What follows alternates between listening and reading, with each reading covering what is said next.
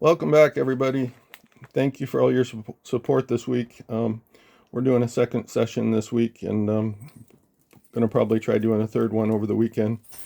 Once again, I want to thank everybody for your support. Really appreciate all the messages of kindness that you guys have sent me, and we're going to keep going with this. Today we're doing another session on the Burger Chef Cipher, and I'm going to start with a little disclosure. Basically, let me read this for you guys. It's a short legal disclaimer. All of the following information contained within this presentation should be taken as statements of opinion and not fact. This presentation is for informational and entertainment purposes only. Any and all named individuals, organizations, orders, sects, religious organizations, and law enforcement groups are all presumed to be innocent unless and until proven guilty in a court of law. None of this presentation nor any statement made herein is meant to harm, nor tarnish, nor defame the reputation of any person or entity mentioned herein. Each and every statement made herein has been gleaned from many thousands of hours of careful study of the Zodiac ciphers over the last 4 years. Most recently, the Burger Chef cipher from September 27th of 2019. The following presentation is a summary of some of my findings as to precisely what it is that is hidden within the Burger Chef cipher. The cipher itself does not have a voice, but let me be the chosen one, the messenger, the truth teller. I am simply relaying to you, the listener, what the Burger Chef cipher has told me during my research to be facts. Once again, all individuals, entities, organizations, etc., mentioned herein are to be presumed innocent until proven otherwise in a court of law. I am here to bring answers as far as what the cipher tells us. What I'm about to share with you is a seemingly impossible tale of governmental corruption committed by the very elite in this extremely hypocritical, broken, sadistic, and very satanic society that we live in. Since at least 1963, the man who raised me, Dick Nolette, followed by his son, and now his son after him, have all served as state-sponsored agents of chaos.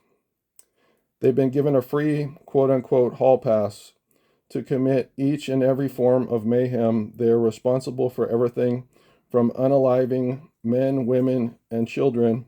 Actually, countless human beings have been claimed as victims throughout this 63-year debacle, to bombings of international airliners, major arson, and they are responsible for many of the most infamous crimes throughout the United States, committed from 1962 to the present day. I will be the first to admit that a lot of what I'm about to share with you will seem to be entirely impossible, and my findings to be called quote-unquote delusional or even quote-unquote batshit crazy. The ciphers are designed to make any person who tries to come forward and to explain all of this to be either guilty themselves or at the very least to appear to be completely cuckoo for Cocoa Puffs, or both guilty and crazy. So with that in mind, we're going to grab our sword of truth, which we have right here. We're going to grab our sword of truth, and we're going to march forward with the next step in our project here. So glad all of you guys can join me today, and let's move forward with things. Today we're going to be talking about the second double murder in a series of double murders that were committed in Oregon, first in July of 2005, and then the following year in July of 2006 in Washington State. And that murder, that unaliving, was of a mother and daughter pair of hikers, and the location of that double homicide was a place called the Pinnacle Lake Trail. It's a trail leading up to a beautiful little lake in Washington State in Snohomish County, and the name of the lake is Pinnacle Lake.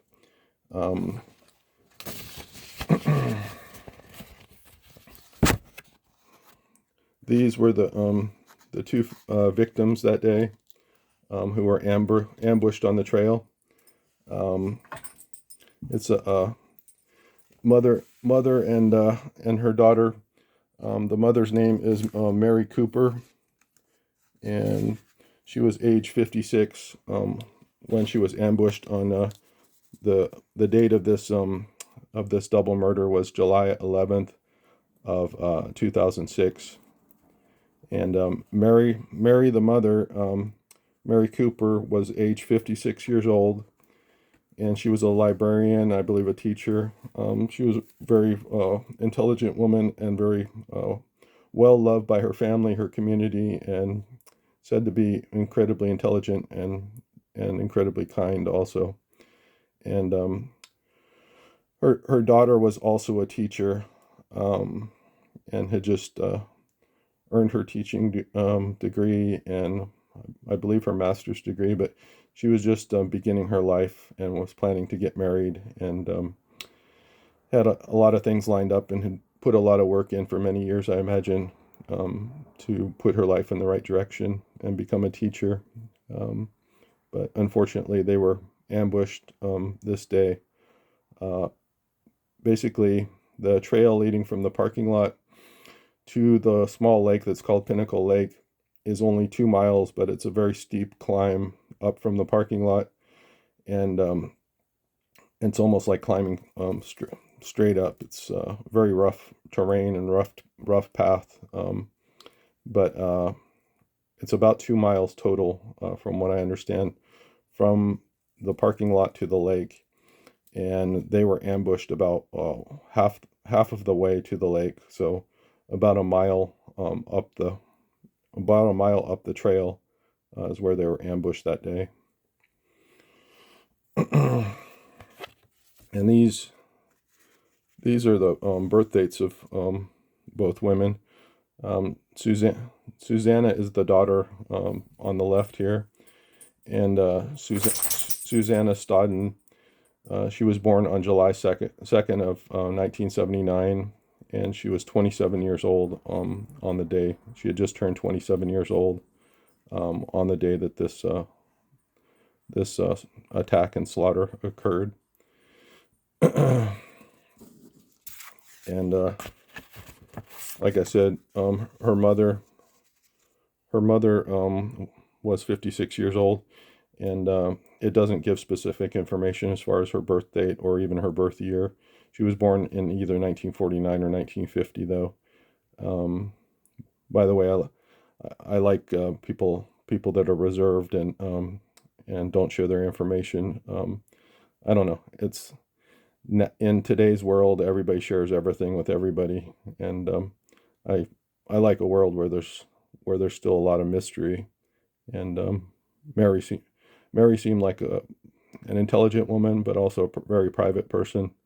And anyhow, I think both of these people would have been people that I would have resonated with and enjoyed their company. So let's see. So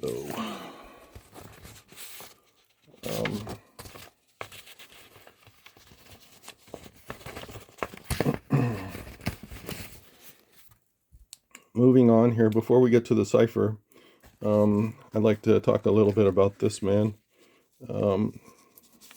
Let's see.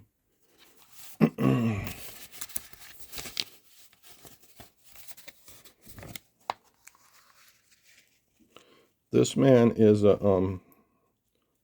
was a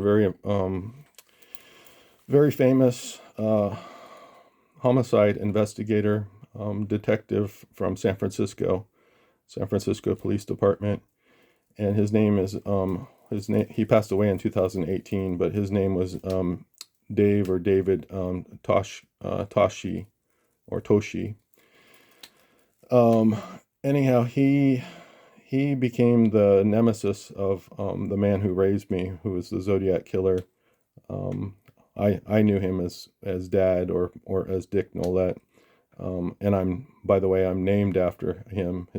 Technically his name is Richard R. Nolette, and I'm Richard R. Nolette Jr. But getting back to Detective Toshki, this man came very close. Him and the people from the other officers from the San Francisco Police Department came incredibly close to catching the Zodiac, who once again is my father, the man I called my father, Dick Nolette. On October 11th of 1969, at the intersection of Washington Streets and Cherry Streets, in the very affluent and wealthy neighborhood. I believe it's called Presidio Heights. It's an exclusive part of San Francisco. Anyhow, the man who raised me basically had everything meticulously planned, including his escape. But what he did is he took a cab from downtown San Francisco, said to be somewhere where they were putting on, it's like the what do you call it? One of the entertainment districts downtown. He took a cab from there up to the Presidio Heights neighborhood, and had the cab driver stop a block up from the intersection of Cherry and Washington Streets. And that cab driver was a 29-year-old cab driver. He was a PhD student, and he was basically just trying to provide for him and his wife while going to school, and doing that by driving a cab. Anyhow, his name was Paul Stein, and what he didn't know was that would be his last fare of his whole entire life. And the person that he was giving a ride to gave him a $10 tip, and I think that probably allowed Paul Stein to let his guard down and to believe that he was in the company of somebody that did not have to be worried about or let alone feared. But he could not be further from the truth. As in the case of countless others, person that raised me, Dick Nolette, one of the things that he enjoys the most, possibly even more than the actual murder themselves, is putting on a ruse, is earning somebody's trust and their confidence and getting them to let their guard down. It's almost like, I don't know, if you can picture any predator from the animal kingdom. I was just picturing like a trapdoor spider. You think just imagine yourself as another insect being eaten by a trapdoor spider. You think you're safe, you're walking along, and then out of nowhere, bam, you've been sucked into the lair, and you're the next meal and victim. Well, with the man who raised me, with Dick Nolette, it's much worse, because he has all kinds of techniques, and he's practiced this for his entire life, ever since he was a little kid. He's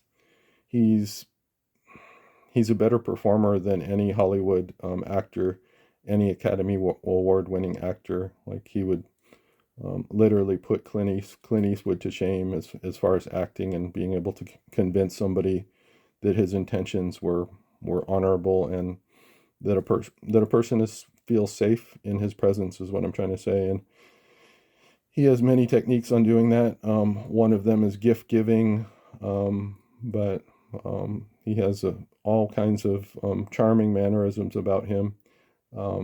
He can he can laugh with you and I don't know, just make you feel like you're king of the world. And like I said, one of the techniques is gift giving, but there's many tricks and techniques in his tool, quote unquote tool bag. But getting back to Mr. Detective Toshki, I guess you say it's ToschI, I believe. ToschI.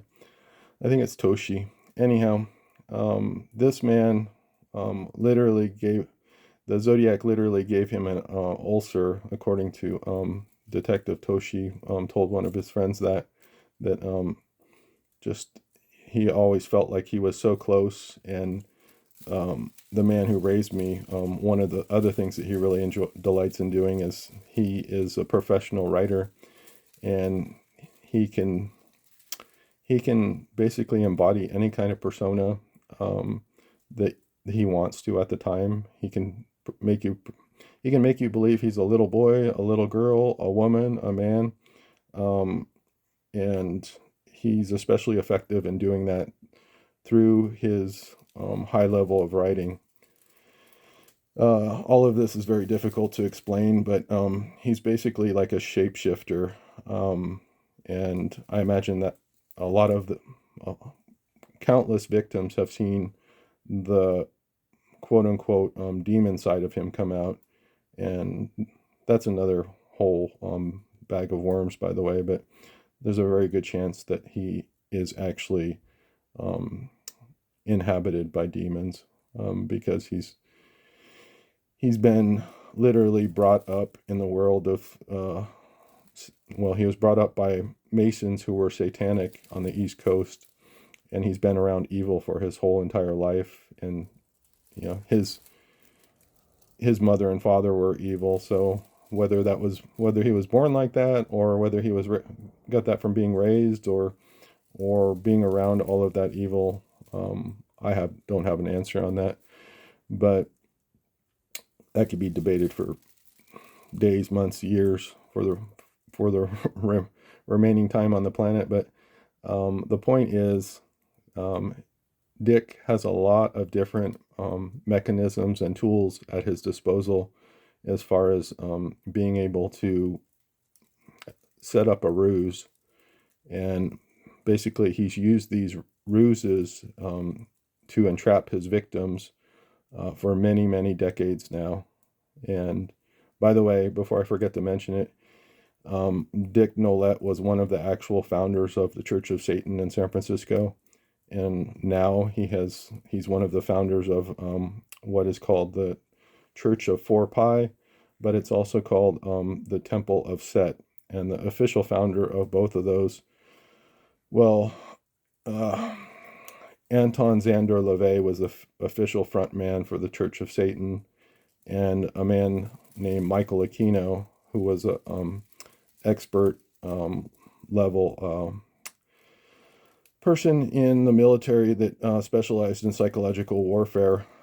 He is the official founder of the Temple of Set, but I believe that the man who raised me is the current person who is running the Temple of Set, and he is the person that has been involved in most of this satanic human sacrifice that quote unquote religion practices. But all right,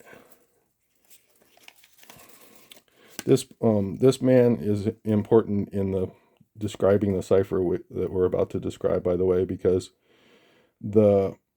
one of the most important aspects of the current double murder that we're going to be discussing at Pinnacle Lake, of the two women that I just showed you, the mother and daughter.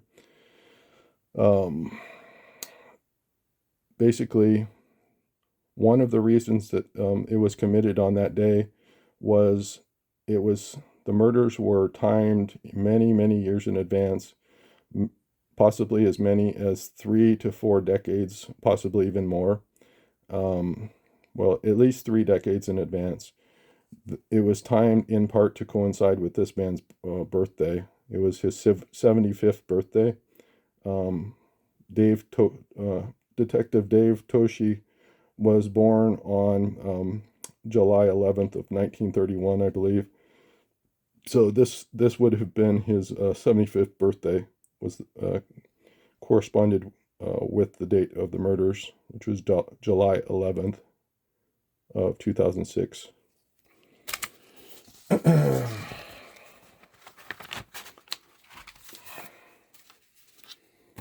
Let's see.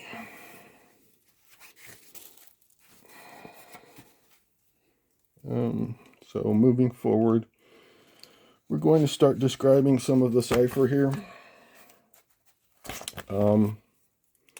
Okay. So important lines in the cipher, as with the cipher that I described earlier this week. In that cipher, a lot of the important dates were, well, all of the important information was between lines 4 and 8, because that corresponded with one of the victims' birth dates, which was in 1948. And also the two other important years were 2000 were lines 5 and line 7, because it happened in 2005 and it happened in July of 2005. Well, in the murders that we're talking about right now of Susanna Stodden and Mary Cooper, the daughter and mother that were out on their hike to Pinnacle Lake, that happened a year later in 2006. So a lot of the important dates, and it also happened in the same month of July. So basically, a lot of the important lines are going to be lines 6 and 7, whether that be from top to bottom or counting from bottom to top. But also, as you probably remember, Susanna Stodden was born in 1979, on the 2nd of July of 1979. That's going to be a really important part of the explanation of this cipher, because a lot of the information is hidden between lines 7 and 9, but also at position 7 and 9 throughout the cipher. And one of the ways that that this double murder was very, very important to the Nolette family, and as such, it's been very, very well hidden in this cipher. So much so that it was very hard for me to find it, and it's going to be very incredibly difficult to explain how it's hidden in here. But I'm still going to move forward and still give it a shot, and hopefully it works out. Otherwise, down the road, I may need to do a different presentation. I'm still researching this, by the way. I've been researching it for 4,000 hours. And believe it or not, a lot of the answers I'm going to share with you right now have only come in the most recent weeks. I've been able to find a lot more information. So I expect that usually once that happens, it's like a snowball effect. Usually with these ciphers, it takes 3 to sometimes 5 or 6,000 hours before everything really starts to roll along, and you start to see layers that you did not see before, and that's hard for me to explain. But I've done research on other ciphers from the Zodiac, including the 1998 Scorpion cipher, and I've spent over 12,000 hours on that specific cipher, and I only started really making strong connections after about 5,000 hours on that cipher, believe it or not. So what I'm saying is, I've been researching the Burger Chef for about a year now, maybe a little bit longer, but I'm still only about 4,000 hours into it, and I know that's a lot of hours, but it's not a lot when you compare it to something like the Scorpion cipher, where I've put in over 12,000 hours. Let me begin by sharing one of the important bits of information with you. I guess we'll move, two different things. In this cipher, a lot of the information is shared. These TTs, in most instances, they represent a targeted individual, and they still represent a targeted individual, obviously, in the case of this mother and daughter, because they were obviously targeted and they were murdered on July 11th. However, in this particular instance, the T represents teachers, and in this instance, one of these T's are at position 9, which goes along with the daughter's birth date, Susanna, of 79. So one is at position 9, and the other is at position 4-9 basically. So what we get, like I said, the mother was a very private woman. Mary Cooper was a very intelligent and also a very private woman, and her specific birth date is not even listed anywhere on the internet, believe it or not, and nor is her specific birth year. So one is left to assume it was either 1949 or 1950. In this case, it's been put at the 4-9 position. So most of the cipher, the people who put this cipher together used different letters other than Mary Cooper's initials. They do use her initials to limited effect in here, but usually they'll change her name to being something that refers to her description. Like obviously she was a redheaded woman, and they described her as being ginger. Well, in the cipher it's GNG is represents ginger. But the daughter, Susanna Stodden, is represented throughout the cipher, more often than not with the letter T, as she is right here. She was born on the 2nd of July, and this double T represents Susanna, but it also represents the two targeted murder victims. This represents both the mother and the daughter. And once again, July 2nd is the second T in. So once again, that would be the daughter's birth date. Before I forget to mention it, I do want to follow up with the one important part of this description of this cipher is I already shared with you that it was timed to coincide with Detective Toshi's 75th birthday, and that was one of the some of the killings of the Zodiac and the family Zodiac are meticulously timed and also set in a specific place. They believe in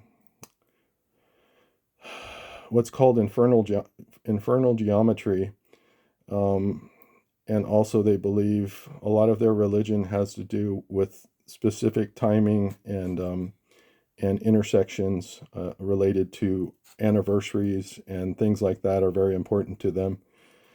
And such is the case here in the Burger Chef cipher and with the planned murder of this mother and daughter in Washington State at on the trail to Pinnacle Lake in July of 2006.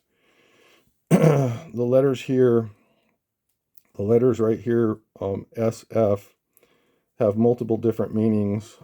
As I've described many times before, this cipher, one of the things about this cipher is that all of the characters are polysemous, which means they can have more than one meaning, and their meaning usually changes depending on circumstance and the particular crime. Well, most of these are murders or planned murders. So the particular murder that is being discussed. In this case, the SF means two different things. It means San Francisco, and it means shot female. As far as San Francisco, the letter F here is at the 7-5 position. It's 7 up from the bottom to this letter, and it's 5 spaces from left to right, as you can see. So that F is basically, it coincides with number 75. What he's saying here is that the murders, by the way, that this line, I'll get back to it, but we insert the letters N and G on this line, and everything, all the letter replacement is according to the order in the alphabet, and that depends on the order as far as top to bottom. Basically, if we count from the bottom up, it becomes a certain number, which relates to the letter G, and in the other direction, it's the letter N, I believe. Yeah, N and G.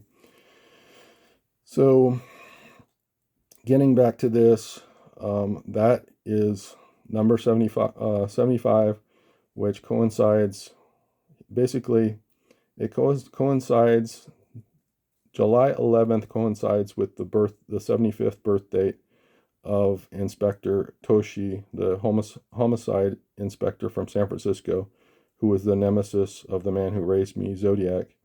And in this cipher, it spells it out that that the two murders were meticulously planned in order to coincide with the birth date of Detective Toshi. And you have to understand, the man who raised me and my family of origin do not forgive and do not forget, and they can hold a grudge over something that most people would dismiss out of hand. They can hold a grudge over something really small and trivial for decades and decades and decades. Well, just imagine, well, Inspector Toshi might have seen this as like a gentlemanly game, and also as part of his job just to catch the criminal. But Dick saw it differently. He was nearly lost his freedom in San Francisco that night, and basically he never let anything go. I believe he always saw Inspector Toshi not only as his competition, but probably hated the man also. And definitely there was never an end to the game until Inspector Toshi passed away in 2018. Even though, Detective Toshi had retired many years before, the man who raised me was still, quote unquote, playing the game. And as we see in the top, this is all a game of murder. In the second line down, it's a invitation to come and play the best slay game that there is, and that is like a direct reference to the Hunger Games. But right here, line 2 down basically is the invitation to come and play this game. Try to figure out our ways, our tactics, and what we're going to do next. And the only way you can do that is through the cipher.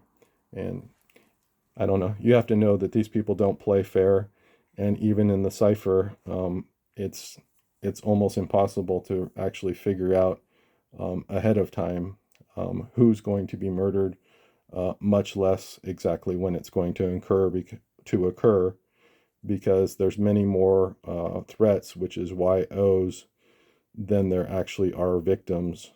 So it's intended. There's multiple intents behind this cipher. One, it's supposed to make whoever describes it look completely batshit crazy. Number two, it's supposed to drive somebody insane out of, frustration, but also fear.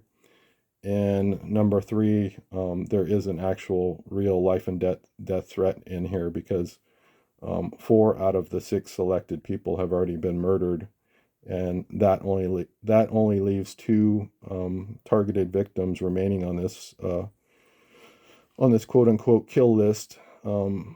Basically, there's hundreds of victims that have been murdered that are listed in here, but in 2019 they set out with an edict, an order that 6 more were intended to be unalived, and a lot of that has to do with embarrassing the authorities, whether it be at the local level or the 3-letter agencies at the federal level.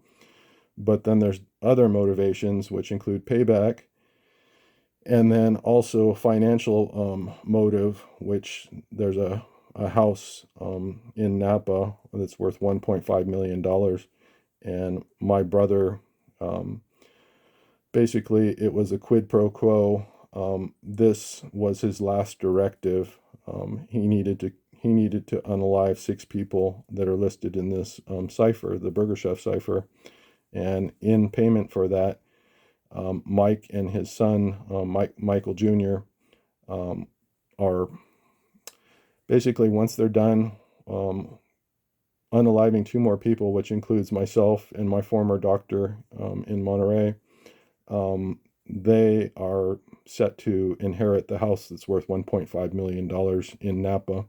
So I don't want to spend any more time on that, but that's the situation.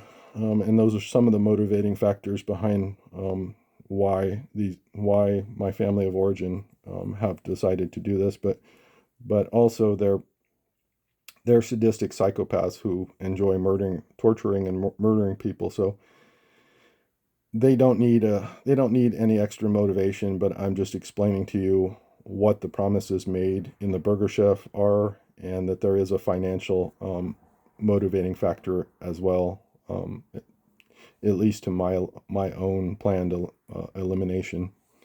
So getting back to this,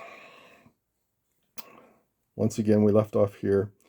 SF is San Francisco, but it also means shot female.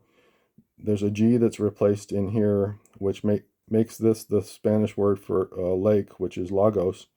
So all of this describes the place where the 2 women, the mother and daughter, Mary Cooper and Susanna Stodden, were murdered on July 11th of 2006. They were murdered on the Pinnacle Lake Trail, and a lot of this describes it. We'll get into other areas of the cipher that also describe it, but here, this is the word for lake. Then that leads us into shot females, but this is the word for mountains. Once again, N is one of the letters replaced here, so this becomes MNTNS, which is mountains. It also describes the location. There's southeast and there's northeast here, but it describes the location of the murderers in reference to other locations, and I'm not going to get into that right here, but over here is where the 2 and 2 is listed. 3 things you need to know about this. 1, it outlines the 6 people that are targeted to be murdered. It's 6 future murders, or at least it was in 2019 when this cipher was created and released. So that stands for 6 future murders to be committed.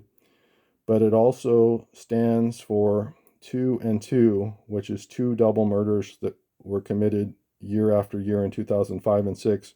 One in Oak Ridge, Oregon, which those double O's stand for Oak Ridge, Oregon, as I explained in my last presentation.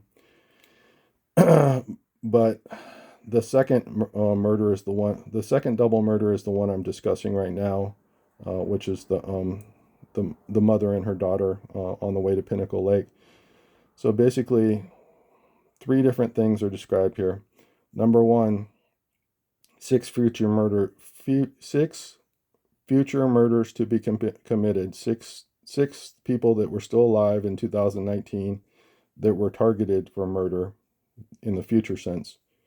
4 of those people have been murdered at this time, with two remaining, which include, like I said, my former physician and myself. Finally, hopefully I described that adequately. The point I really wanted to stress was that 2 and 2 means two double murders, one year after the other. Final thing that I wanted to mention before I forget is 2 and 2 describes the 22 caliber handgun that was used to deliver the finishing the coup de grace in Oak Ridge, Oregon. But it was the primary weapon that was used to murder Mary Cooper and her daughter Susanna Stodden on July 11th on the Pinnacle Trail. So they were shot in their heads, and the 22 caliber weapon was not used as a backup, but that was the only weapon that was used that day. So moving forward, I don't want to forget what I still wanted to continue here with, which was this SF relates to this this. If you see these letters on the line above, a TOS, well, the letter O is at position 11, and 11 stands for the day that this double murder occurred, but also it stands for the score, the quote-unquote score of the game between Detective Toshi, or Toski, and Dick Nolette, who once again is the man who raised me, and he's the Zodiac killer. Well, you have to remember, this is a game to him, and one of his big sayings throughout his whole life, he used to poke me with his in the forehead from the time I was a little tiny kid. But he would always say, I will win, as he was gritting his teeth. That was the least of things that were done to me, but we won't get into that today. What I want to say is the O represents the score. It's out at position 11. He's saying that Detective Dave Toshi is a 0, and he scored 0 points in him in this quote-unquote game, in this murder game. On this line, this whole line, the letters H and M are replaced at various locations, okay? What we have here, it's two different things. In one way, it's TOSH, and what TOSH represents is the San Francisco homicide detective's 75th birthday, which was on the 11th of July, okay? This is line 7, which represents July, and this is the 11th, which represents the day up here. He's broken everything up, so most people aren't going to spend thousands of hours trying to piece everything together. So in keeping everything separated, he is able to keep everything hidden, but also if you ever went to court, there's a concept, I think it was developed by a 3-letter agency, but it's called plausible deniability. And the man who raised me, well, him and his family have worked for many, many decades for all of the 3-letter organizations. So they're trained extensively in their ways and their tactics. So what I'm trying to say is, by spreading all of the information throughout the whole cipher, the further it spread, the more difficult it would be to ever go to a court of law and to be taken seriously, much less to prove it to a point of being able to hold somebody accountable and be able to earn a conviction, is what I'm trying to say. So plausible deniability is the concept. That's what it's called. But going back to this line, once again, O is at position 11. It goes with SF from line 7. Line 7, the whole line represents the month of July, the 7th month of the year.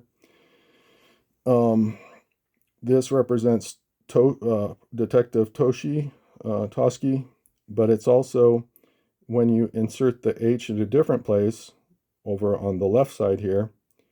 By the way, the mother and daughter that were murdered here on Pinnacle Lake were found on the left side of the trail, and some of the reports from eyewitnesses say that they were posed in various there's various descriptions, but none of them are really explicit.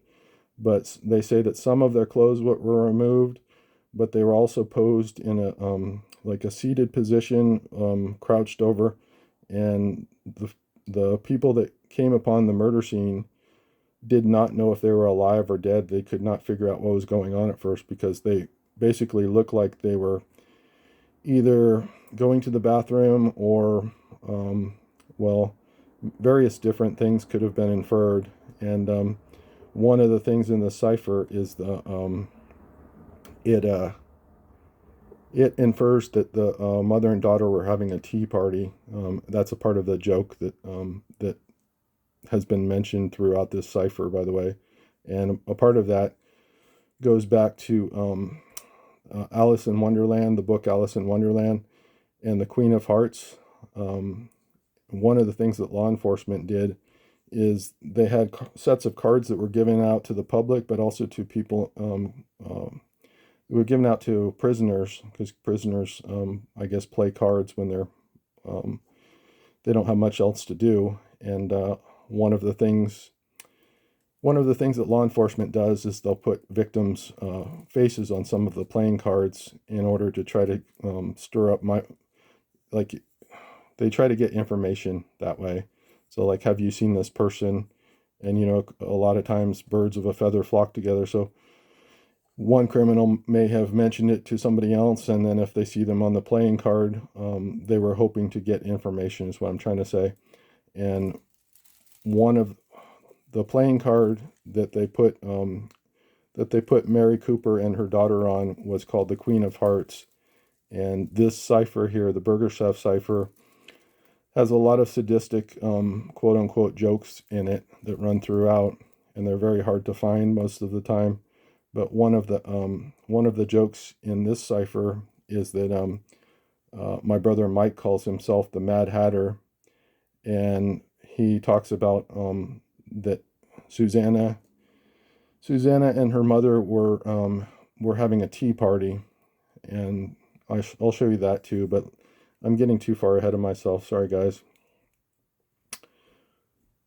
I want to finish what I was describing here. So once again, O is at the 11th position. It goes along with this SF at this line 7. So together we get July with the SF on line 7, and then 11th 11. This O is the date.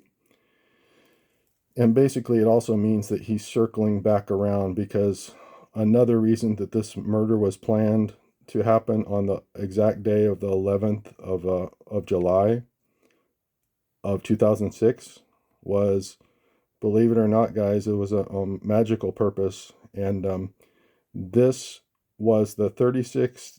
This was the anniversary of Dick's escape from the murder of Paul Stein on October 11th of 1969. It marked the 36 year and 9 months to the day anniversary. And you have to understand that the numbers 3, 6, and 9 have a very special magical purpose in various orders, all the way from the Masonic Church, all the way, it goes back to the Key of Solomon, it goes to the Masonic Temple, it goes to many branches of Satanism, and also, like I said, one of the organizations that my family has run is called the church, the Satanic Church. It's called the Order of 4 Pi, and all of that has to do with a circle. But I'd be lying if I told you that I knew a lot about their rituals or their quote unquote magic, because I have not been schooled in that. But once again, a lot of it has to do with the circle, and numbers are very important to that. Like even if you look at a clock, on a clock, 3, 6, 9, and 12 are the major markers on the clock, and it also has to do with circles, and it has to do with time. And circles and triangles are very important to all of these orders, whether it be Satanic or Masonic. There's basically a lot of the Masonic are in actuality they are satanic at their roots, especially as you get further and further up the rankings in those organizations. It becomes much more secretive, and also generally they're more involved with the dark magic side of things, is what I'm trying to say. So I want to reiterate that this, once again, the double murders the double murders of Susanna Stodden and her mother Mary Cooper on July 11th of 2006 they were specifically planned, possibly decades in advance, possibly at least 30 or more years in advance, and they were planned to occur on that location at that spot, for the fact that it was Detective Toshi's 75th birthday. There was the 36th year and 9-month anniversary of Dick's escape from the murder of Paul Stein on October 11th of 1969. But also geographically, it was that specific location was chosen because of its distance from a place called Rawlins, Wyoming. And 32 years before this incident took place, Dick and probably another family member murdered, some say 2, sometimes some say 3, and there's a possibility of even more girls. But girls were murdered beginning on July 4th at a rodeo event in Rawlins, Wyoming in 1974, and that was called the Little Britches Rodeo. And anyhow, like I said, there's varying records, anywhere from 2 to 4 or 5 girls were murdered there. There's a likelihood that many more were murdered in that area over a longer period of time. But what I'm trying to say is that geographically, it's approximately 800, let's see, it's approximately, let's see, I think it's 829 miles. Let's see. It's 829 miles, as the crow flies, direct route. As the crow flies, it's 829 miles from Pinnacle Lake to Rawlins, Wyoming.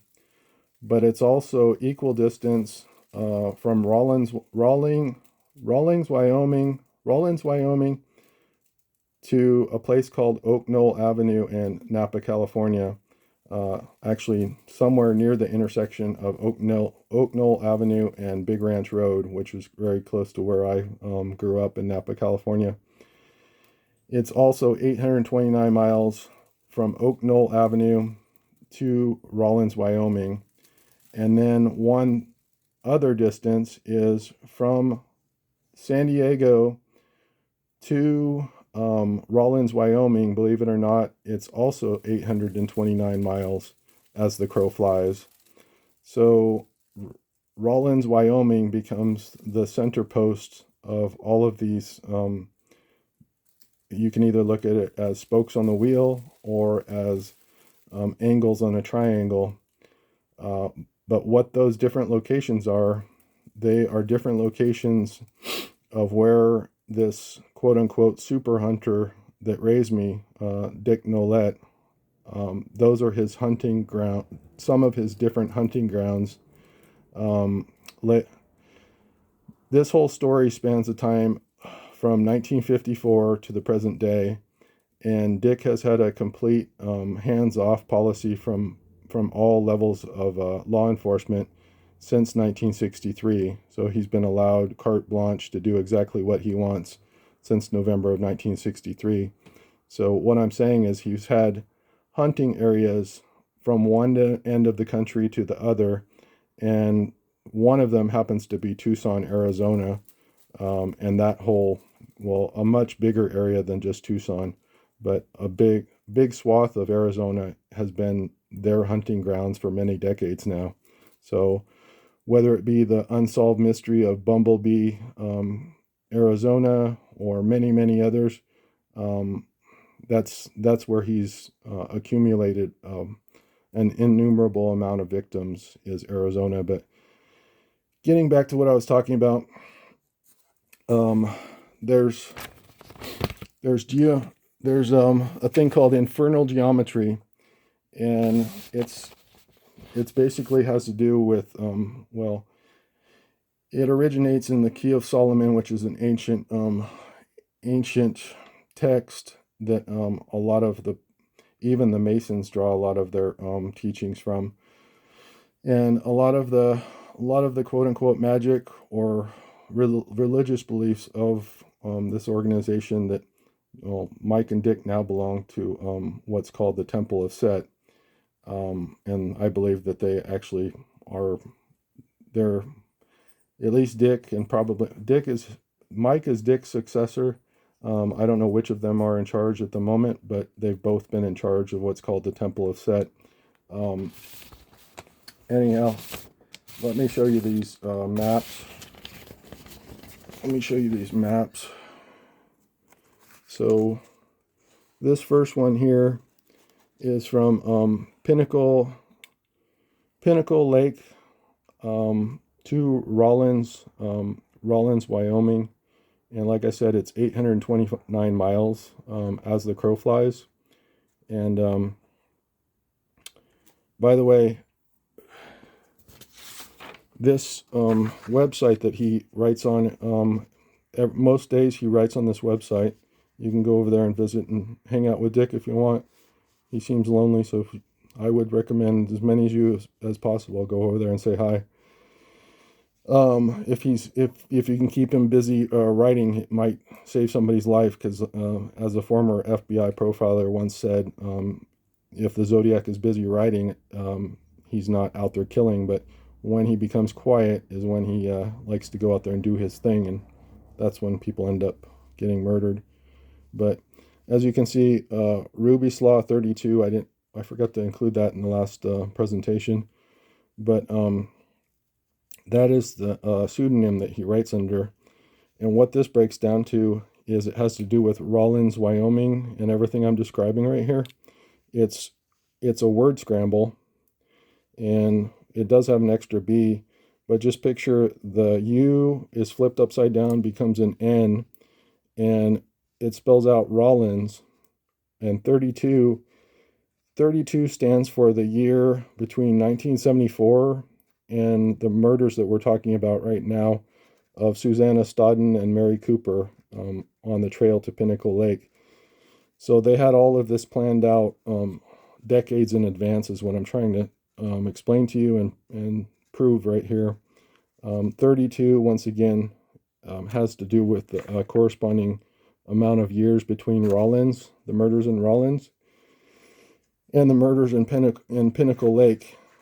And all of this was meticulously planned, as far as alignment has everything to do with it, as far as time and place, geographic location. Okay, so so once again, 829 miles in, I forget what the name, if you call it, begins with a G, but there's a word that,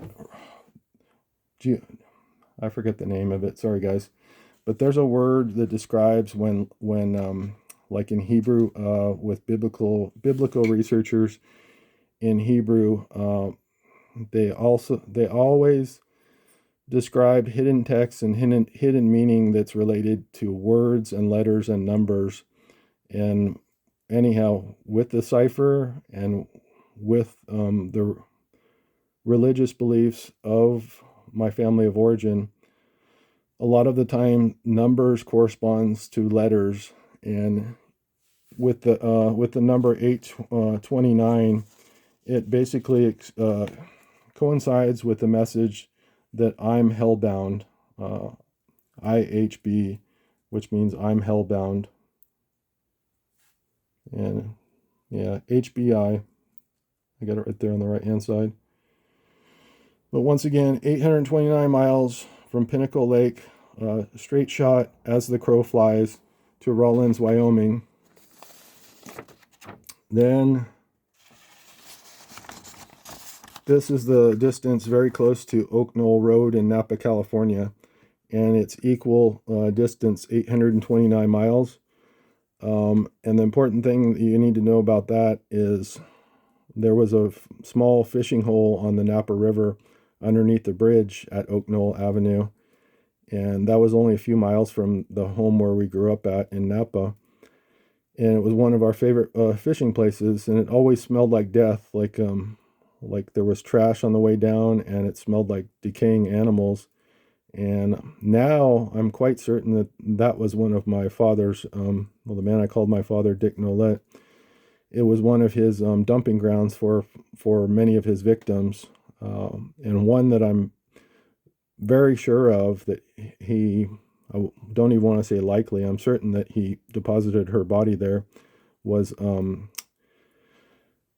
sorry, I should have written her name down, but she was a guard at Mare Island Shipyard, and she was an officer, and she was one of the people that guard the gate on the way in and out. But she lived just blocks from where our family home was, and one day, out of the blue, she just disappeared and was never seen again. Well, Dick, before I forget to mention it, a handful of years ago, they did a Napa River reclamation project, and they found bodies at this Oak Knoll location, but either intentionally or accidentally, they identified all of them as being Native American, and I don't know what became of them after that. But there's so many people that are corrupt in Napa. I don't have any plans of reaching out and doing anything about it, as I staying as far away from that little hellhole as possible. It's a beautiful place, but the corruption there is completely ungodly. It's hellish and ungodly. Those are the best descriptions to describe it. So once again, infernal geometry, whether it be a circle or a triangle or both, all of these locations are part of larger shapes that ascribe to magical intentions of a huge scale of undertaking, spanning all the way from Washington State to San Diego, California. The final stretch I'm showing you here goes from Rawlins, Wyoming to San Diego, and once again it's also 829 miles. And a lot of the time when Dick was not working in Vallejo, he would work down at the shipyard in San Diego. And well, as far as the number of murders that he has down there on his hands over the last, from 1963 until the present day, I'm not going to even speculate because nobody would believe me, but many murders were committed in San Diego by Dick Nolette, by the man who raised me. So once again, these three stretches that I just showed you are all 829 miles. They correlate to the letters IHB, which in my opinion means I'm hellbound. He made a decision a long time ago that, he wanted to be of the left-hand path, and also I imagine his mother probably told him, like, God would not forgive you even if you asked him. My grandmother, don't get me wrong, I love my grandmother, but she could play mind games with the very best of them. Dick Nolette himself is one of the top mind breakers in the whole world, and a part of his training came from surviving his own mother. And like I said, I loved her, but she was also incredibly psychologically brutal. And anyhow, enough of that. Let's see.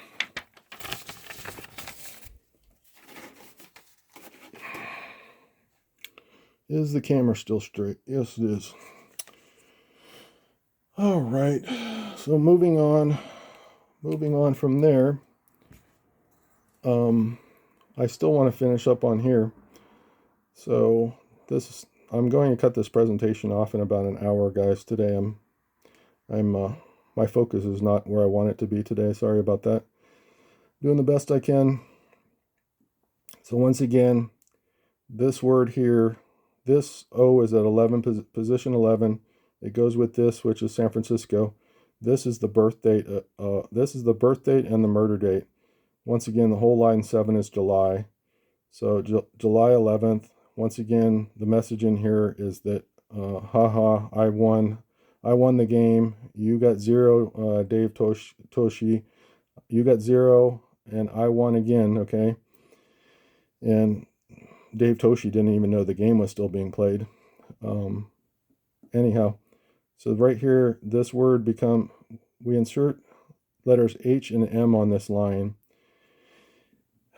TOS becomes TOSH, which is Toshi, okay, Dave Toshi. But also, in another way, if we don't replace it there, we put the H on this side, and it spells from right to left, it spells SHOT. So what he's saying is that he shot a person here, okay? So he's recognizing Dave Toshi's birthday, but he's also saying he shot somebody. The person he shot right here is who he's saying is Susanna. This S is at the 7 position. This N is at the 9 position.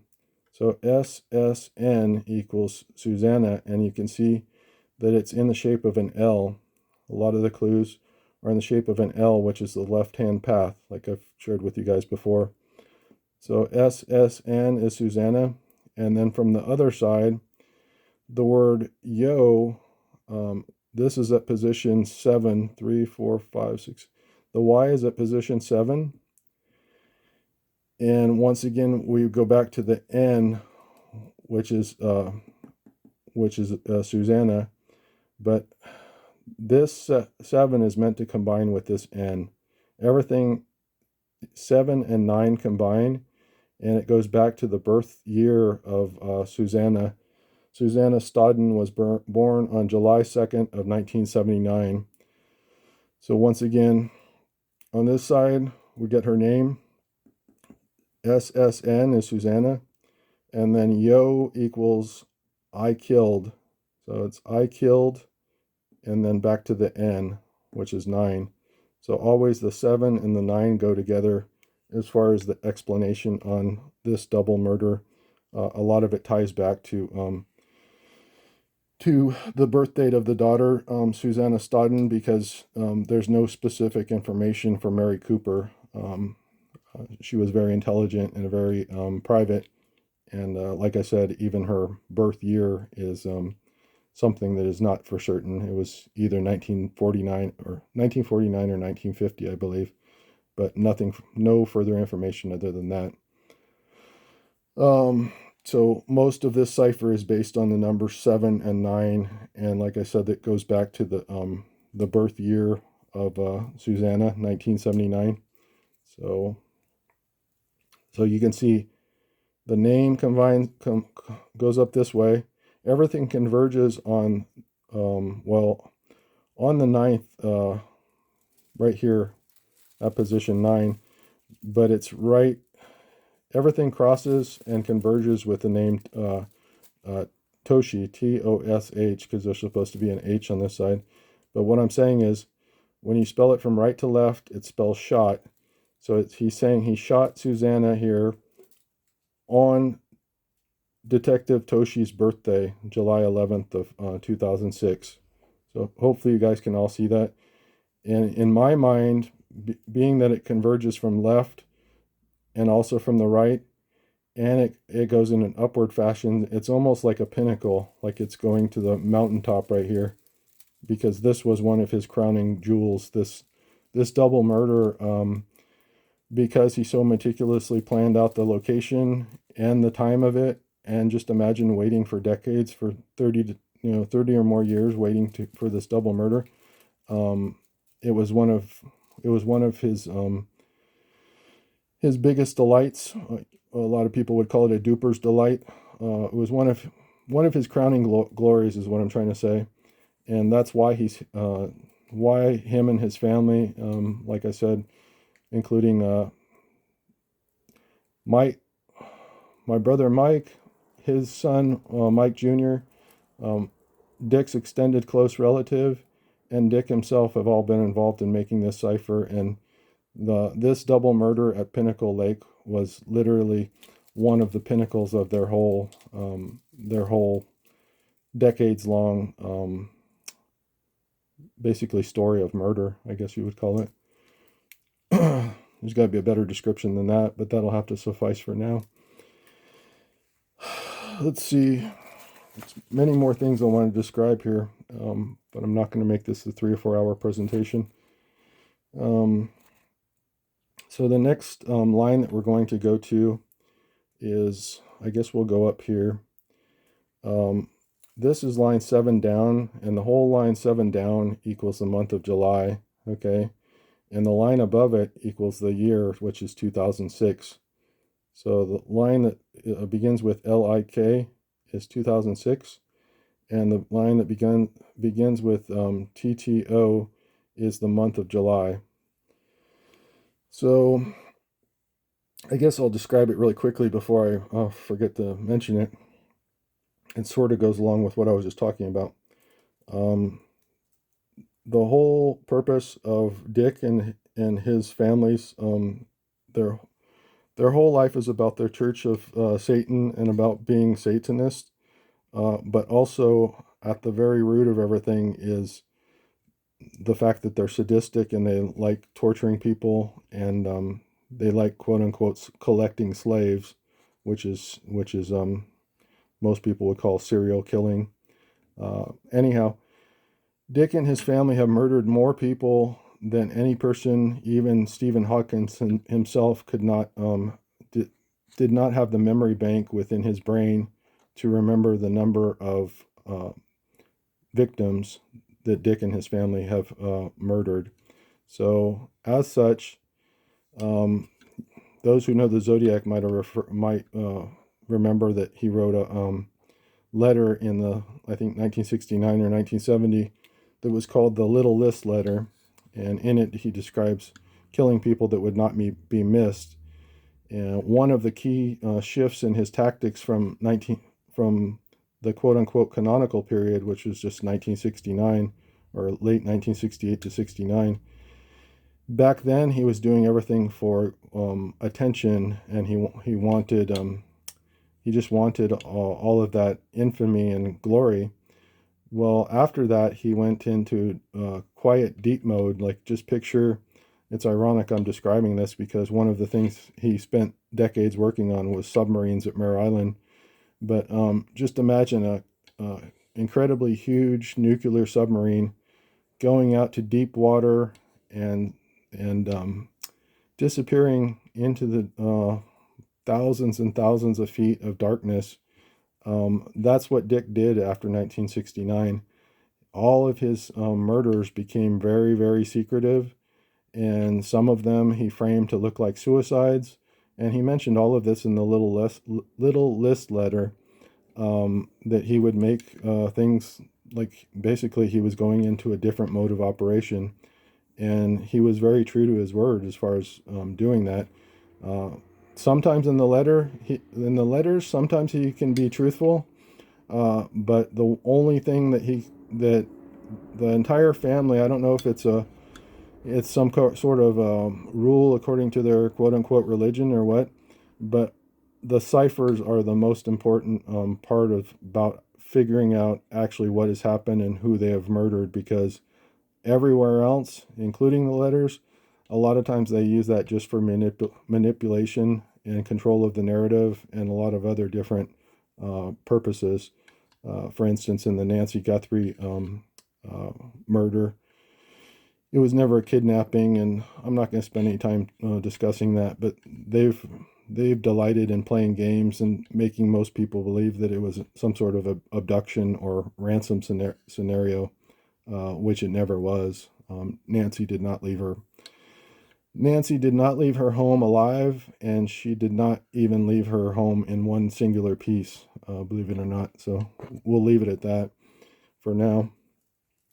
But one thing I want to describe is on line 6 down, which once again represents the year 2006, the whole line represents 2006. He's left many messages here, and it begins on the left here. We replace with the letters F and O at different locations, and it can either be one letter like an F or just or a single letter like an O. But what we get here is right here. I won't show you exactly how it works, but from here to here, what it spells is kill folio. And like I was saying before, they've murdered so many people over the decades that it's literally impossible for anybody, even a genius like Stephen Hawkins himself, if he were alive, God bless his soul, would not be able to recall that many victims, because there's literally 4 digits of victims. I don't know if it's, like I said last session, I have no idea if it would be in the thousands or 6,000s. Somewhere right in there, though. Let's say that. Anyhow, in the further part of the line, he describes things that he's proud of, which is, he mentions fool, Fool. And I imagine that what he's talking, fool is spelled this way and this way once we replace the letters. So he's describing being able to fool or put on a ruse that will fool the entire world, whether he's coming or going. He's able to fool people. And then in the continuing part of the line, it transitions into fooling people with a gift. So like with my childhood, I never even had the inkling that he hated me to the core, because he always gave me the best gifts. Don't get me wrong, there was also some of the worst abuses imaginable too, but Christmas time or birthday time, there would always be the best gifts imaginable. I guess to try to balance it out in my mind or something. It was in hindsight, it was probably all manipulation, but that's one of his techniques, is giving gifts. And then 101 special is sexual assault with ligature torture, and it refers to a satanic sacrifice. Thankfully, this mother and daughter did not have to endure that part of things, but even so, it was a satanic sacrifice. And like I said, all of their murders, whether it be 1954's murder of Kenny Woods from Gray, Maine, who was 12 years old, or JFK's murder in 1970 or 1963, any of the murders that Dick and his family have committed over time, all of them are considered by them to be both satanic sacrifices, but also as quote unquote slaves collected, or collected slaves for their afterlife, end quote. So that's what that all boils down to. But once again, something that's really important to him. I would like to see this. I'd love to actually read it, even though it probably make me vomit. Somewhere he has a kill folio, which is basically everybody in that book has been tortured and murdered by him, or at least murdered by him over the course of his 84. He's now in his 85th year. So now we'll get back to the specific murders at Pinnacle Lake, the double murders of Mary Cooper and her daughter, Susanna Stodden. Line 7 down,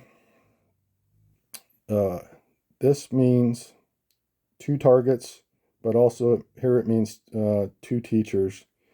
The second T is at position 7-2, which is the birth date of the daughter, Susanna Stodden. So 7-2 is her birth date right here. And what it describes is the physical location of where they were at. So basically, this line, you insert letters G and N, and what it's saying is go to a mile straight up at the trail. See, once again, it's from 2006, which is the T, and July, which is the R. So, and S is Susanna. So those letters basically represent the year being the T, the month being the R, and the day being the S. So TRS is at the trail Susanna. And when you ask what trail, you just need to go right over here to the equal but opposite side, which once again, Susanna's birthday is here 7/2,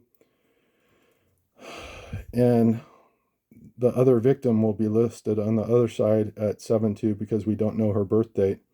So she's listed right here. Susanna's mother Mary is listed over here. We'll get to that in a second, but I don't want to forget what this pairs with. The trail pairs with the letters PL. The letters PL stand for Pinnacle Lake. So Pinnacle Lake Trail. Okay, Pinnacle Lake Trail. And once again, Susanna is the victim on the 11th here. That's 11th position here. 7-11. It's both 7-11. And when we get over here, we get to her the description of Susanna's mother, which is Mary Cooper. That letter N is on the 7th line, which represents July.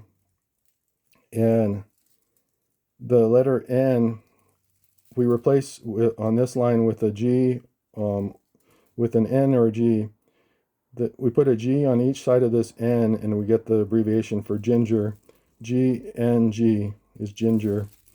So he's saying ginger teacher, which is once again the mother is being described here, Mary Cooper.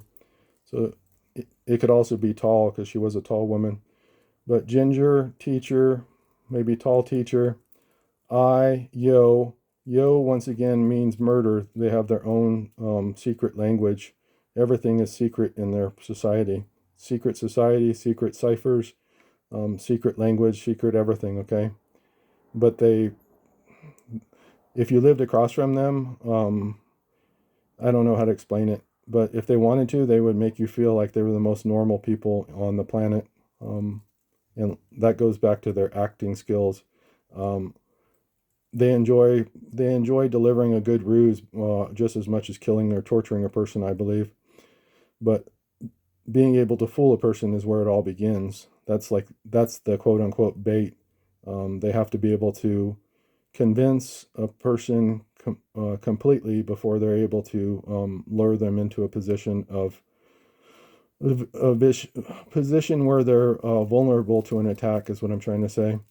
So once again, G is on each side of this, becomes ginger, teacher, and like I said, it could be tall teacher. Mother was tall. Yo is murder. At trail, TRS, and once again the daughter Susanna is mentioned here. But this goes with this. Okay, so this is this whole line is July. So basically T and R, the year is 2006. The R is July, line 7. But the TR pairs with the PL, which is Pinnacle Lake Trail. So let's see. So from here we're going to go down to the lower side here. So going back to the lake, once again, this word, we inserted G before the O because it's a line where G and N on the bottom. It's the 7th line up. So once again, this is the equal but opposite line like we were just describing. There's 2 line 7s, and this is the lower half. This is the equal but opposite. There's a saying in their satanic church. It goes back to the Hermetic saying from something called the Emerald Tablet. I believe it's from the 8th century, beginning of the 8th century. I could be wrong. But anyhow, ancient saying, as above, so below. And so throughout the cipher, uh, things that are mentioned on various lines are usually repeated on the equal but opposite end of the spectrum. So we have line 7 here, which is July. The same means the same thing up as up. The below ties into the above up here ties in with the lower one. Sorry guys, I'm a little tired today. I was more tired than I realized, I guess. But we're an hour and a half into it. We're going to finish this baby. So going back to this line, this word here describes the whole location, about the lake, the lake and the mountains. You know, obviously this was the Pinnacle Lake Trail. They were headed to the lake in the mountains and the females were shot. The SF means shot females. And once again, I'm not going to go through it, but everything is tied to the 11th of July through Detective Toshi's birthday on July 11th, where he was 75 years old. The F is at the position 7-5. So once again, you can picture the lake, you can picture the trail headed up into the mountains. Everything was going fine until it didn't, until they were attacked out of the blue. And what this line finishes with over here is no get to go. So obviously the trip was over and the killers went home, and after they arranged the bodies of the they did some demented stuff to further humiliate the mother and the daughter, including removing some of their clothing and also posing them in some sort of bizarre way that was never fully described. I've read descriptions of them being slumped over in a seat, some sort of seated position, but slumped over. But in this cipher, I believe it's probably, one of the people that put this cipher together, it could be my younger brother, Mike. He describes everything as being a tea party. And I do believe it's Mike, because he puts that he is the Mad Hatter on line 8 down. And the Mad Hatter is obviously the person that's having the continuous tea party in Alice in Wonderland, because according to the story, he quote unquote murdered time, and the person who said that quote, I believe, is the Queen of Hearts. So what the person that put this cipher together is doing is he's telling a story, but he's also mocking the position that the bodies were left in, that they were specifically posed in. And I was going to try to read that passage from the, if I can find it here. I had the passage of the Mad Hatter. Oh, here, I think I found it. Let me see. So I'll just read this really quickly. In Alice's Adventures in Wonderland, the Mad Hatter did not actually commit a murder.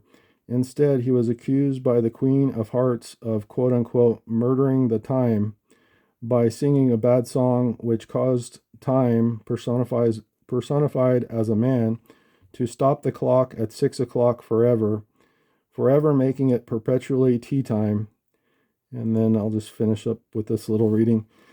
The story behind 6 o'clock tea time, the accusation: the Hatter tried to sing Twinkle Twinkle Bat for the Queen of Hearts. The sentence: the Queen shouted, quote, "He's murdering the time, off with his head." The Hatter escaped, but time became deeply offended. The punishment: time refused to cooperate with the Hatter any longer. The result: the clock struck permanently at 6 p.m., meaning it is always tea time. It is always time for tea, and they never have a chance to wash the dishes. So it's constantly tea time. It's constantly 6 o'clock there. Reminds me of the Jimmy Buffett song. Was it 5 o'clock somewhere? But going back to that, I want to make the connection though. So they're permanently stuck as having tea time at 6 o'clock. That corresponds with the important significance of the number 6 in the left-hand path, and with all of these satanic organizations. You guys obviously know about the importance of the number 666. 666 is said to be the quote-unquote number of the beast. And anyhow, there's just a lot of tie-ins here between that little saying of Alice in Wonderland and the left-hand path. So it all goes back to numbers, and the number 6 is what I want to say. And I did want to read this for some reason. I found the lyrics for Twinkle Twinkle Little Bat, and it was so bizarre I thought I'd read it here for you guys. But this was the song that supposedly the Mad Hatter got in trouble and was punished for, both by the Queen of Hearts, but also by quote unquote Mr. Time himself, who put him on permanent timeout and stuck him at tea time at 6 o'clock forever. Anyhow, it's called Twinkle Twinkle Little Bat. It goes like this: Twinkle twinkle little bat, how I wonder what you're at. Up above the world you fly like a tea tray in the sky. Up above the world you fly like a tea tray in the sky. Twinkle twinkle little bat, how I wonder what you're at. Up above the world you fly like a tea tray in the sky. It's a little odd, but don't think you should be punished by stuck at tea time for the rest of your life. Anyhow, so that's that. And I guess I better explain why I'm going off the rails like this. It seems like it until you see what I'm talking about. So we'll get to it eventually, but first I have to start here.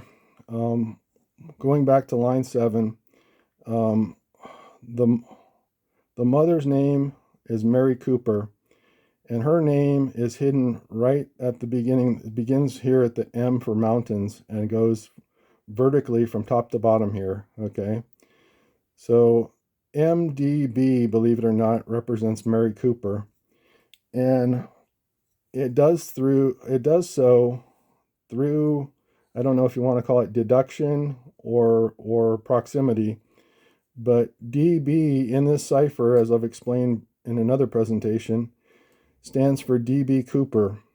So believe it or not, guys, all of this happened in Washington State. So by proximity, but also by established, what I've already established in explaining this, DB stands for DB Cooper.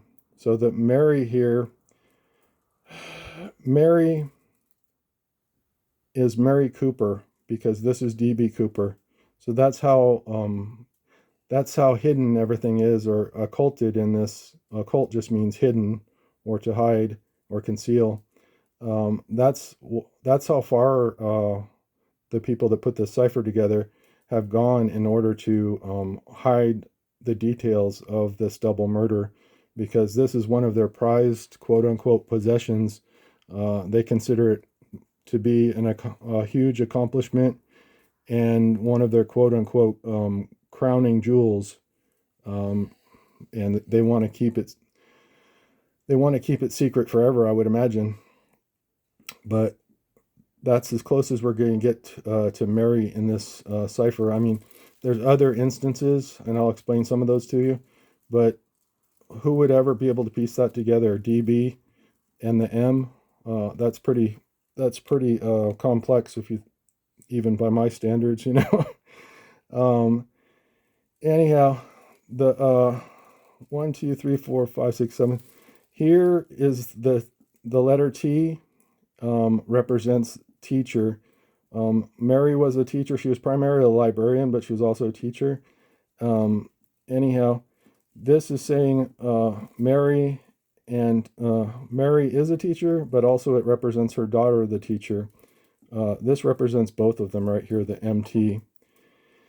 And what it's saying right here is that they were having a tea party, and all of this is an inside joke, sadistic joke, because of the way that their bodies were posed.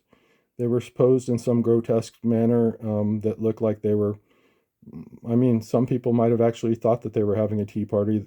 Some people thought that they were going to the bathroom also, but they were basically, I don't know if their legs were crossed or if they were just, they were seated and hunched over. And I don't know if they were facing each other or what. I think they possibly were facing each other. There's a lot of different contradictory information out there. And all I can get was that they were partially disrobed, no evidence of sexual assault, but they were posed in some bizarre manner, and a lot of it is law enforcement has held all of that information back for over 20 years now. I think the 21st anniversary of this, let's see, was it 2006? So I guess it just passed the 20-year anniversary, I believe.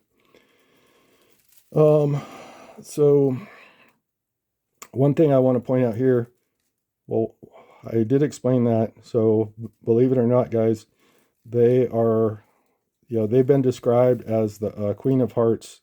They were put on the card that was passed around by law enforcement that was literally describing them, the mother and daughter, as the Queen of Hearts. So the makers of this cipher have taken that and used that opportunity to re-describe the whole situation, and compare it to Alice in Wonderland and the Mad Hatter.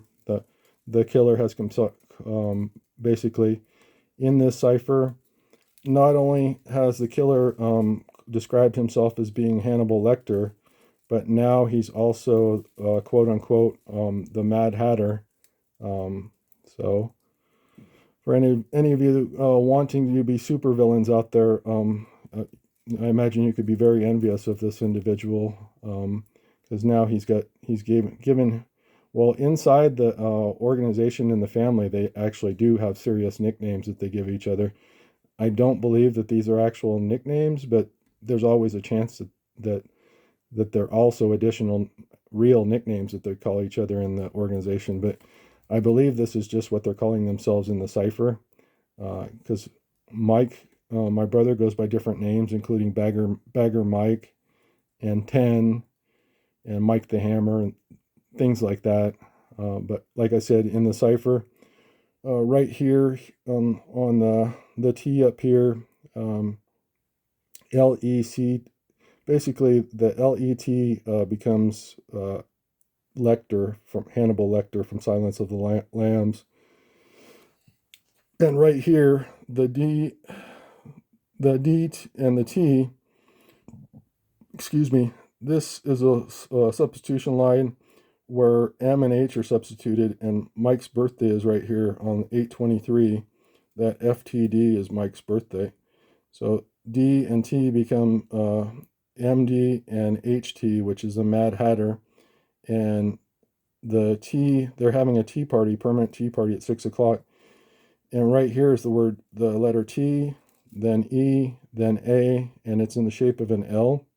So basically, they're stuck at 6 o'clock forever having a tea party, which compares brilliantly actually to the left-hand path and the Temple of Set, because at the center of numbers, especially the number 666, the number of the beast, is at the center of their organization. So why not be stuck permanently at 6 o'clock tea time? So right here, once again, picture an M on this side, MD, picture a H here, HT, Mad Hatter, and then in the shape of an L right here, left-hand path, it's T, it's tea time, TEA. So TEA here, TEA here, okay? And this is actually where this actually represents the mother Mary and the daughter represented mostly throughout the whole cipher as a T, but also you got Susanna Stodden right here. See, her whole name is SSN, as I pointed out before. also in the form of an upside down L right here. What you have is an upside down L here, and then on the opposite side you have an upside down L describing yo, which is kill, and they converge over the T, or over the N, I mean, and the N is at position 9, which once again is the daughter's birth year, 1979. But once again, SSN stands for Susanna. So just to be clear about that, SSN is Susanna, SSN Susanna, and yo, basically, yo means killed at trail. T is at the trail, and it completes with the end of Susanna right here. So you have a upside down L in each direction that converges over the letter N here. So just to describe that. So let's see. I better describe this before I forget about it. There was some removal of clothes. I don't know exactly what was removed, but I did find it interesting to find this here. Let's see. There's two different positions here. Okay. In the shape of an L, once again, you have the word bra is hidden right here. Right here, R-A-B. It's a word scramble. But it spells bra. And then, more easily seen right here is B-A-R. So all in the shape of an L. And once again, it converges with the word for lake and all of the things that we've been discussing here. It all flows right into it. All of it is connected. But repeatedly here is the word bra. It's right here. It's hidden in a short word scramble, R-A-B. If you can see that, R-A-B. And then once again, B-R-A. It's spelled out as it should be, bra. So bra and bra. So to me, what it's saying is that the clothing and very likely the bra of each woman was somehow disturbed, or they did something with the undergarments of each of the women, the mother and daughter that were murdered that day on Pinnacle, the Pinnacle Lake Trail. Let's see. I know I'm missing things. I'm not going to go for much longer, guys. I didn't realize I was thought I had a little more clarity and energy before I started this, but I'm still going to publish it. I can always redo it if I'm really dissatisfied with it. Going over to this side though, once again I want to point out the TT equals the two teachers here, and they're at position 6 and 7, which is 2006, and the month is at of July, the 7th month here, right?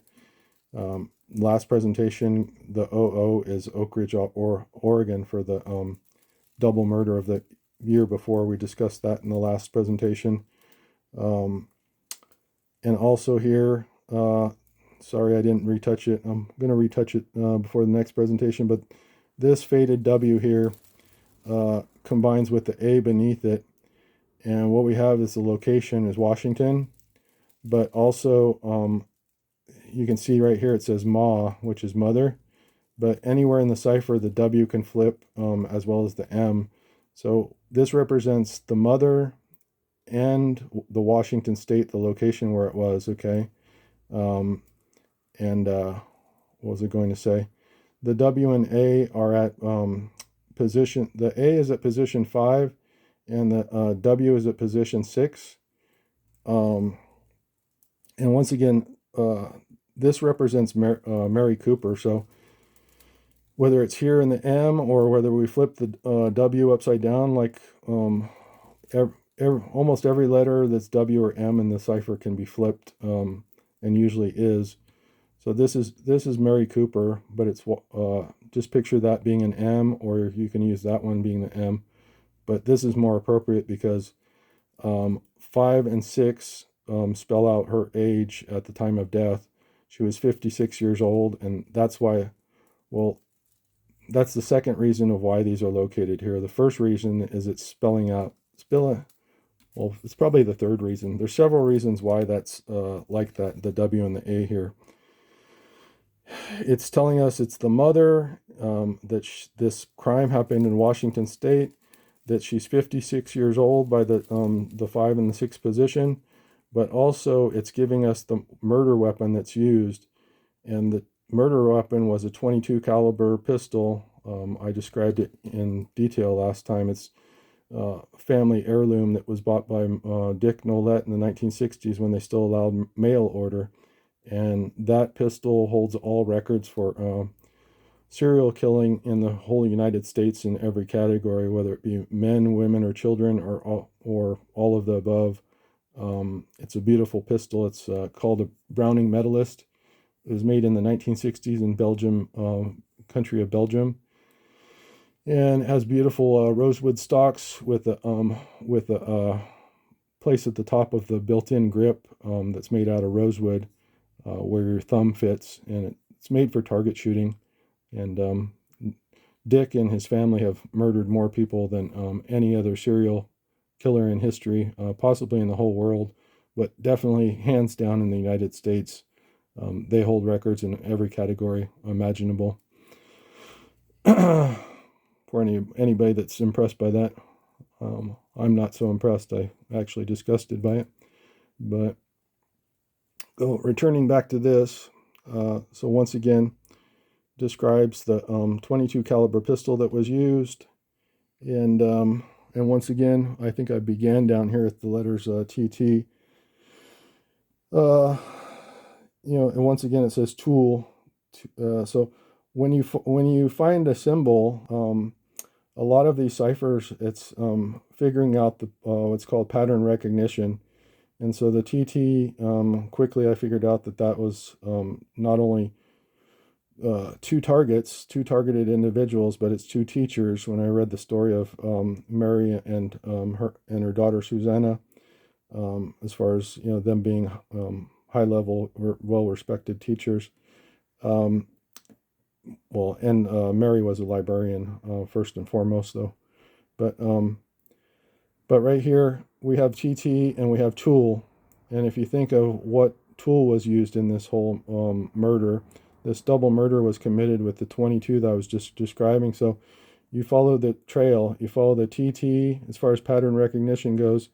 You follow the TT to the TT here. Okay, this is a vertical fashion, and this is horizontal. So horizontal and then vertical, and you can just picture that's exactly what happened when they were murdered. They went from standing up vertically to being horizontal until they were posed.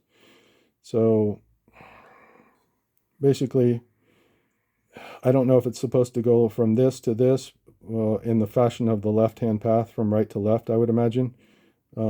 See, living, they would be vertically like this, the TT, and then possibly this represents the, it does represent the horizontal. So I would imagine that this is life. This is them when they were met on the trail alive. They were shot with the .22, and this is them after, like this is them as they were found later in the afternoon on the trail. And this could correspond to the time that they were found on the trail. But as you can see, the abbreviation for trail, TR, is here, and also right here, see TR. So this could correspond to the time that they were found later in that afternoon by their fellow hikers. Apparently found them. So that could represent that right there. I'm trying to figure out what else I was going to mention here. Let's see.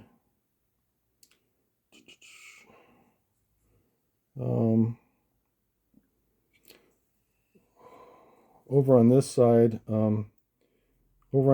the ST, I believe, also represents Susanna Stodden, and it spells out right here that they were how they were stalking her. So this Don't get me wrong. Mary Cooper and Susanna Stodden were not targeted before this day. I believe this was the first time that the Zodiac and the extended Zodiac family ever came face to face with Susanna Stodden or her mother Mary Cooper. So what I'm trying to say is the time of the murder and the location of the murder were planned out decades in advance. Um, but Mary and Susanna were not specifically targeted until they were seen on the day of the murders. Uh, the murderers the murderers and the victims did not know each other, I believe, until this specific day. So everything was planned probably decades in advance, and the location was identified decades in advance, and the time was set many years in advance. But what I'm trying to say is, unfortunately, it was either fate or horrible luck. It was just horrible set of circumstances and really horrible luck that Mary and Susanna were on the trail that day is what I'm trying to say. Although the day of the event, I do believe that the killers. Once again, I don't know if that was uh, Mike and his young son, who would have just been a little kid at the time, if they were the killers, or if Dick was, or if all of them were there together. But the Nolette family is responsible for this, and they were stalking the mother and daughter that day. But like I said, I highly doubt that they knew who Mary and Susanna were before this day. But they do spell it out here that they were stalking, and that this aligns with number 9. Throughout the cipher, the T's, especially at 7s and 9s, they work together, and so this is just telling us that basically this was all planned out for magical and religious purposes, according to the specific place and time was very important. That was the most critical thing, and whoever they had run across that day would have been stalked and hunted down like an animal. And that's just what they do. They don't, they care much less about who the person is. It's like I described the other day. Victim is just like victim X. X represents any non-specific victim in their book. And they don't see people as individuals, really. They see people as basically a tool in their religious purposes. Like they need, whether it be, they look at things in a lot of different ways, and I don't know all the specifics to tell you the truth, but they've described it before as quote unquote collecting slaves for the afterlife. So I imagine who that person is does not matter as much as what the numbers align to and what the exact location is, like I explained earlier in the presentation. Let's see, guys.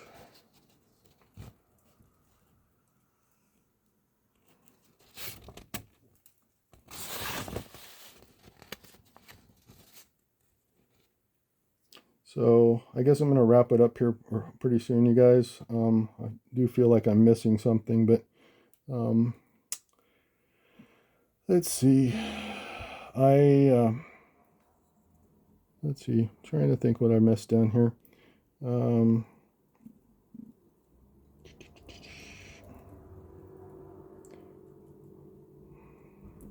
I guess we could go through and repeat the things that I went through the other day. They have a different interpretation right now a little bit, though. On this line here, he's saying that he's the king of killing. On the second line down, like I described a while ago, One way it spells Tosh, which is Inspector Dave Toshke, which is his nemesis. And the other way, he's saying shot. So he's saying he shot the females in the mountains. He shot them dead here. Okay. And the BAL down here, the other day I said it represents lab, which in that situation it does. But in all situations, all of these murders are satanic sacrifices. And one of their key demons is called the demon Baal. And so that's who this is a sacrifice to, is BAL. Okay. So, yeah, he further describes them as down here, he describes the women as quote unquote tarts, TART. And it leads into the 2T, which is the school teacher, targeted school teacher right here. So, well, guys, I'm sort of fading a little bit. I think I'm going to wrap things up here. Not my best presentation by far, but I gave it a good shot, and hopefully you guys can see. Hopefully you guys can see what I tried to explain to you today. That these were two more people that were really great people, and there was no need for any of this to ever occur. But the people that I'm talking about, my family of origin, they've been allowed basically a free hall pass, carte blanche. They're untouchable people because of what I described to you before. I don't know where that photo went, but it all goes back to Dick at 21 years old, and to Dick being 21 years old, and that day in Dallas, and the three-letter organizations cannot say anything to him or hold him accountable for anything, because if they do, people in very high places would have their secrets exposed, and that can never happen. So as long as that's the situation, I imagine more men, women, and children are going to continue to be murdered, disappeared, and tortured. And who knows, maybe this will be the case in another 63 years when all of us are long gone. Maybe a new generation of the Nolette family will be still, quote unquote, doing their thing. But this is a picture of what's called the three tramps, and these three people who, maybe the guy in the back might pass for homeless, but these guys are all clean shaven, and supposedly they were supposed to be homeless. But everybody in this photo is included as part of the quote unquote conspiracy, the actual conspiracy. These three men are said to be CIA officers. This man is probably Dallas police officer, but people in Dallas hated JFK. They hated Kennedy's back then, and it's very likely everybody in this picture was in the know and knew what was going to happen to JFK that day. But the person that's most important in this is this person right here. This is the Zodiac killer himself at age 21. And this is the man who raised me and the man that I'm named after. This is Richard Nolette Sr., and he goes by Dick. But as you can see, he swung his car door open. He raced over here to be in the photo because this whole day technically is about him, because he's the quote unquote bad actor, and because of what he did for this day, countless people have been murdered and tortured, including so many little children that you would not ever imagine it. You'd never believe it. But that man right there is the man who raised me and did unspeakable things to me, but did much worse to a lot of little children from the age of 1 to 17. But nobody can touch him. Nobody can touch him. He's a protected asset, quote unquote asset. However, if you do want to reach out to him, I invite you to go and check out his website. He writes about himself almost every day, sometimes dozens of times a day. Sometimes he takes a break. But once again, this website and his name, he goes by his pseudonym, is called Rubyslaw32. And once again, this is a word scramble. And other than the B, which the event that day was called the Little Britches Rodeo. So you can just imagine the B is an offensive term for a woman. But other than that, it's not included. B is not included in the word scramble. But it's Rollins. This flips. This U becomes an N. I believe that's how it works. Yeah, I had it all figured out, but I think that becomes an N. And like I said, the B is not a part of the Rollins. But it spells out Rollins in a word scramble. 32 is the number of years between the Little Britches rodeo murders and the double murders that we've been talking about Susanna and her mother, Mary Cooper and Susanna Stodden, who were murdered 32 years after the Little Britches Rodeo. Little Britches Rodeo was July 4th, and there were other murders after that in Rollins also. But 32 years is a time, number of years between 1974 and 2006 with the Pinnacle Lake murders. So I'm tired. I hope I'm doing a at least sufficient job of explaining this. I don't know. Hopefully, maybe I'll have to come back and redo it sometime, but hopefully it's good enough to at least give you answers. And I don't know. I'm tired and I not doing my best work tonight, guys, but I want to try to get 3 episodes up here this week, and this is number 2, and I haven't been sleeping very well. Anyhow, if you were still alive, I hope it's good enough to make the famous detective here proud. He, by the way, he's 2 famous movie stars. I forget which one.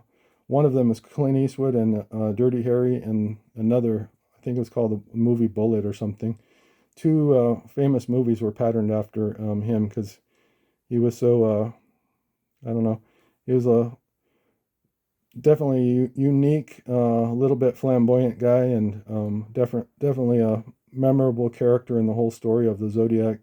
But I like to think my presentation today wasn't my best, but I like to think that that it would be revealing to him and might give him a good laugh, and he might even be proud of it. Me myself, I'm a perfectionist, and I'm just sort of kicking myself, like I probably forget a lot of things, and I am tired and I'm not doing my best work today. Definitely not my best work, guys, but I'm trying to get the truth out there. That's the most important thing. Most important thing is to get answers to the family, and I don't think there's even any kind of reward in this, so I'm not doing it for money, guys. These were very kind people. One of the reasons that I continued in college and continued makes me emotional. Maybe I shouldn't have talked about this. One of the reasons I continued going to college and graduated from UC Davis and eventually ended up becoming a writer that even my professors really told me I had a major skill. They said I had a high level skill, natural gift at writing. You wouldn't believe it because my ability to speak has been shut down from all the trauma from my childhood, and I'm not going to get into that. But what I want to share before I forget is the point I was trying to make was I don't know if I would have finished college if I had not come across a very helpful librarian at Sonoma State before I transferred to Davis. Her name was Bronwyn. I forget her last name, but her name was Bronwyn. And it's been 30 something years since she helped me, and she was just a really awesome person that would have, I don't know, would have just done anything to help you. And librarians don't really get sort of a thankless job, I think, a lot of times. And she was one of the most important, influential people in my life. And I probably didn't realize it at the time, even though I was thankful to her. She left a lasting impression, is what I'm trying to say. And I'm sure that both of these women did the same thing and would have continued to do the same thing in a lot of people's lives. And it's just it's a really horrific, it's just, their lives should not have ended this way. They deserved a lot better than what they got, I can tell you that. I wanted to end with that. All right, guys. Well, that's the best I can do today. Thank you again so much. And please reach out to me if you have any questions. And if you're either the family or law enforcement, please feel free to reach out to me also. I don't give my phone number on here, but there's some people in the YouTube community that have it. And anyhow, please feel free to reach out, and I'd be glad to talk to you about any of the information, and I can give you a lot more information. All right, and once again, thank you to everybody that's been in my corner for so long. And some of you have been there from the very beginning. And anyhow, I can't thank you enough. I just don't have words right now. Anyhow, it means so much to me. Thank you guys so much. All right, bye-bye.